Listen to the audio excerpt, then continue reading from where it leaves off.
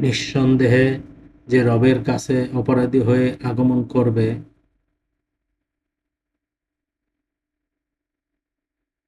তার জন্য রয়েছে জাহান্নাম। সেখানে সে না মরবে আর না বেঁচে থাকবে।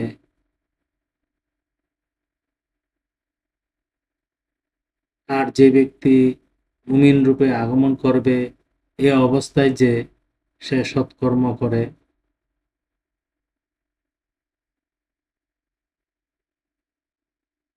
তাদের জন্য সুউচ্চ মর্যাদা রয়েছে স্থায়ী জান্নাত, যার ছায়াতলে ঝর্ণা দ্বারা প্রবাহিত।